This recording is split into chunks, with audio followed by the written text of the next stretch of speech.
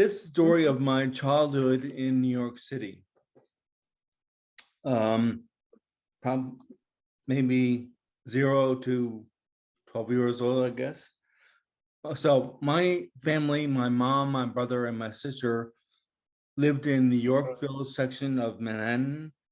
And my earliest recollection was looking out the window of my bedroom and seeing the two 500-foot tall Con Edison towers, and I saw the red lights on the very top to ward off planes and traffic helicopters.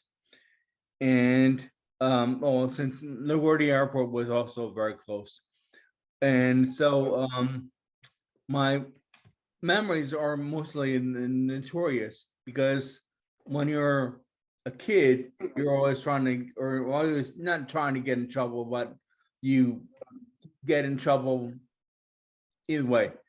So the first thing was it was near Halloween, and I accidentally threw off my little stuffed Portuguese water dog doll from the 20th floor. And I couldn't, it didn't fall to the sidewalk. It was the back of the building. And I couldn't go down and run, 8-year-old kid couldn't go down and pick up his doll. So that was that. And so the next thing I did was my mother went to Cressidi's, which was a local grocery store. And meanwhile, while she was out, I was in, and I had a firecracker in my hand. And of course, I lit it and nothing happened. So I grabbed the firecracker, and you all know what happened next. It exploded, and the next day, the firemen came to have a little chat with me about the dangers of fires and playing with matches, especially on that 20th floor of the building.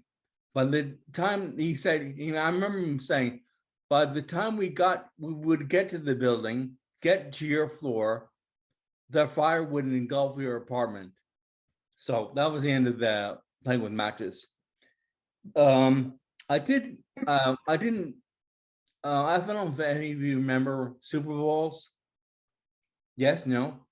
Well, Super Bowls were, it looked like the size of a golf ball.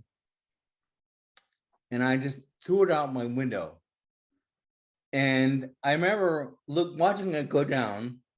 It bounced up into somebody's car that was parked in there. And that was the rest of it. I didn't even want to look around or go downstairs and figure out what happened. We had a guy that came over and took us out to the movies or to Central Park.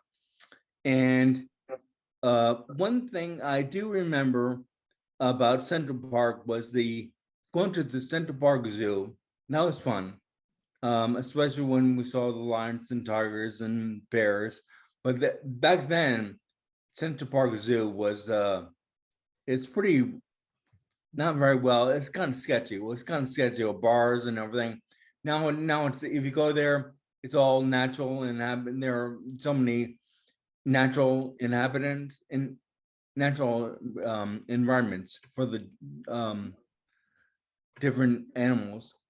And I do remember going to the Mother Goose playground, which is in Central Park, but it's kind of like on 73rd Street, I guess.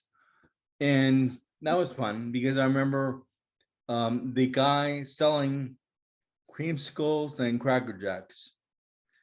And so I remember also when there's a model boat pond called the Conservatory, and you go there and you rent a sailboat for like $6 an hour, off an hour, and that was fun. And also, but the main thing I want to have you understand is that um,